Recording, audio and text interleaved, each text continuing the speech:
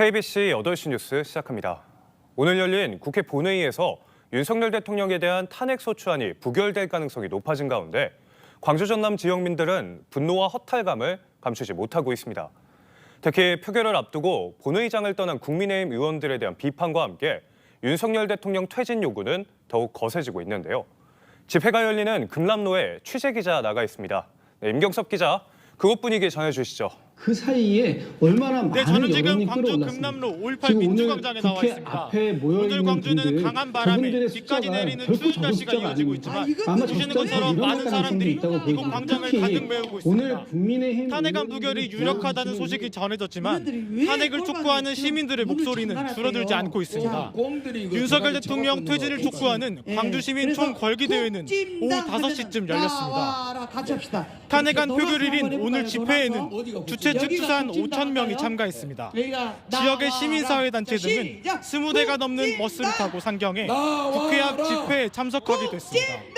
광장에 모인 시민들은 윤 대통령 탄핵안 표결 상황을 지켜보고 있습니다. 오늘 오전 윤 대통령의 대국민 담화 이후 급변하는 상황에 가슴 졸이며 지켜보던 시민들은 탄핵안이 정족수 미달로 부결될 가능성이 커지자 실망감을 감추지 못했습니다.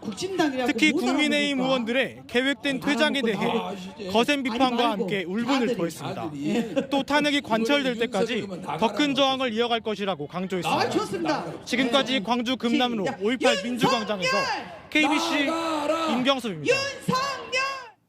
한강 작가가 스웨덴 스톡홀름에서 노벨문학상 수상자 발표 이후 처음으로 공식 기자회견을 가졌습니다. 이 자리에서 한국의 계엄령 선포에 충격을 받았고 무력이나 강압으로 언론을 통제하는 과거로 돌아가지 않기를 간절히 바란다고 강조했습니다. 스웨덴에서 이영길 기자가 보도합니다. 노벨문학상 수상자 발표 이후 처음으로 공식 기자회견에 나선 한강 작가의 첫 마디는 한국 정치 상황에 관한 언급이었습니다. 5.18을 조명한 소설을 쓰기 위해 공부했던 계엄이 다시 펼쳐지는 것에 충격을 받았다고 말했습니다. 79년 말부터 진행되었던 계엄 상황에 대해서 공부를 했었는데요. 2024년에 다시 계엄 상황이 전개되는 것에 큰 충격을 받았습니다.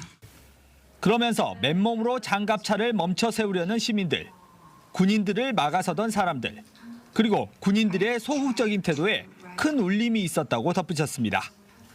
생각하고 판단하고 고통을 느끼면서 해결책을 찾으려고 했던 적극적인 행위였다고 생각이 됩니다.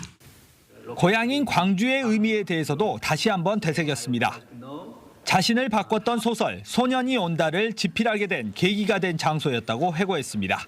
소년이 온다를 쓰는 과정이 저를 많이 변화시켰고 저의 굉장히 중요한 책이기 때문에 광주가 의미가 저에게 있습니다.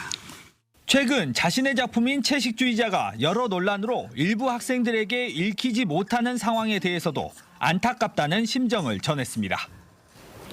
한강 작가는 잠시 뒤 이곳 스톡홀름에서 자신의 생각과 작품에 대한 강연에 나설 예정인데 이번에는 어떤 메시지를 내놓을지 관심이 모아지고 있습니다.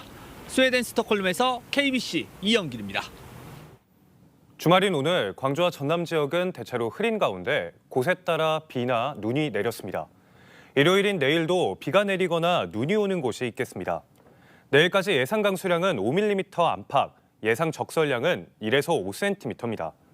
아침 최저 기온은 곡성 영하 3도, 광주 0도 등 대부분 0도 안팎에 머물겠고 낮 기온은 광양, 완도 9도를 최고로 6도에서 9도 분포를 보이며 오늘과 비슷하거나 조금 낮겠습니다.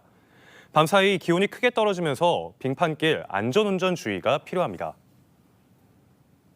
광주 시내버스 준공영제 재정 부담을 개선하기 위해 개혁이 필요하다는 주장이 제기됐습니다.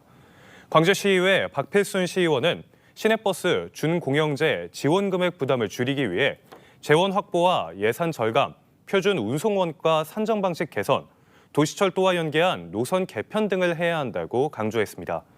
버스 이용자가 해마다 줄면서 올해 10개 버스 업체에 지원한 보전액은 1,422억 원에 이른 것으로 나타났습니다.